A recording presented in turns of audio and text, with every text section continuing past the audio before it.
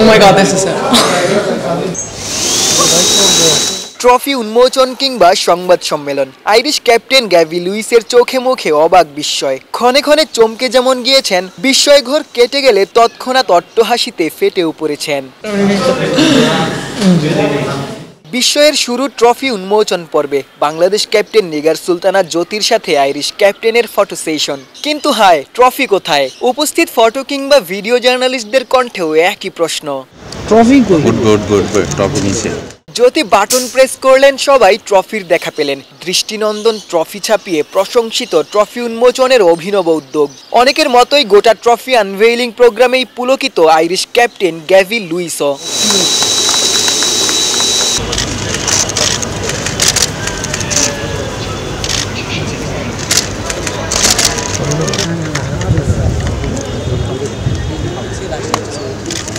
আধা ঘন্টা দূরে রাখার পরেও তো কিন্তু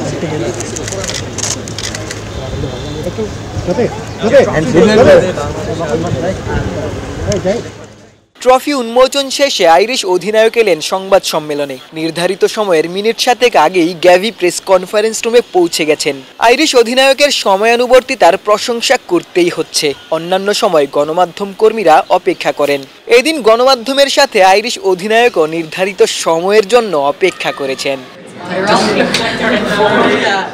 বিস্ময়ের শেষটা প্রেস কনফারেন্স রুমেই। এত মাইক্রোফোন আর ক্যামেরা দেখে গ্যাভি লুইস চমকেই গেলেন, খানিকটা ভয়ও হয়তো পেলেন। ট্রফি উন্মোচন কিংবা প্রেস কনফারেন্সে এমন অভিজ্ঞতা যে আগে কখনোই হয়নি, নিজ মুখেই তা স্বীকার করলেন। অভিনব উদ্যোগ আর এদেশের আতিথেয়তার প্রশংসায় ঝরেছে গ্যাভি লুইসের কণ্ঠে।